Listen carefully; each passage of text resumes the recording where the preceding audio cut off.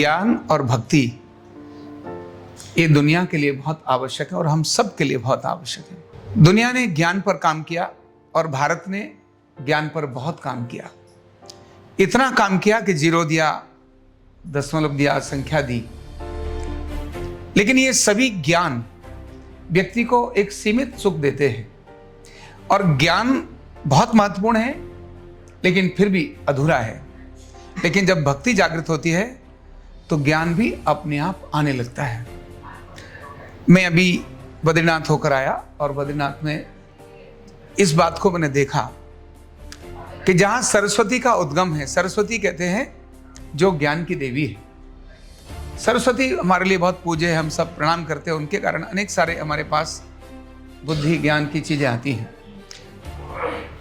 सत्य क्या असत्य क्या इसका पता चलता है। अनेक सारे ग्रंथ सरस्वती के किनारे लिखे, लेकिन सरस्वती विलुप्त हो गई, जबकि उसके पास में ही चलने वाली गंगा वो अविरल है और कितने सारे लोगों को मोक्ष प्रदान करती है। सरस्वती के किनारे ग्रंथ लिखे, जिसके अंदर भागवत भी सरस्वती के किनारे लिखी। वो स्थान भी हमने देखा जहां पर गणेश जी व्यास जी के शब्दों को लिख रहे हैं, वो स्थान देखा। लेकिन कुछ ही समय के बाद उसको रोक दिया और वही सरस्वती आगे विलुप्त हो गई।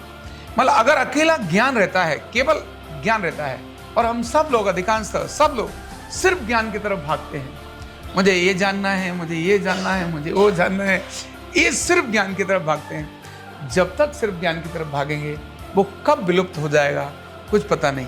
लेकिन जब भक्ति जागृत होगी तब ज्ञान प्रकट हो जाएगा। तो भक्ति ज्ञान से भी बहुत जरूरी है। और यह देख करके मुझे लगा कि जहां जहां जिन लोगों ने भक्ति की, बद्रीनाथ क्या है, वो भक्ति का स्थान है। और जब भक्ति जागृत हुई तो ज्ञान अपने आप प्रकट हो गया। पढ़ने की जरूरत ही नहीं पड़ी, ग्रंथों को लिखने और पढ़ने की जरूरत ही नहीं पड़ी, ऑटोमेटिकली वो अंदर ही प्रकट हो गए। तो भक्ति और ज्ञान में, ज्ञान बहुत जरूरी है, पर बिना भक्ति के ज्ञान अधूरा है। इसीलिए भारत के ऋषियों ने ज्ञान पर जितना बड़ा काम किया, भक्ति पर उससे भी अधिक काम किया।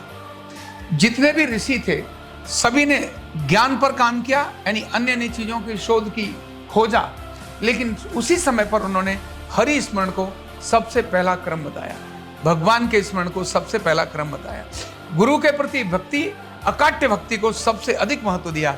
इसलिए गुरु गोविंद दो खड़े काके लागू पाए, यानी भक्ति, जिसके प्रति भी भक्ति जब आप जागृत करते हैं तो ज्ञान अपने आप ही हो जाता है। लेकिन जब अकेला ज्ञान आता है तब भक्ति आएगी, यह आवश्यक नहीं।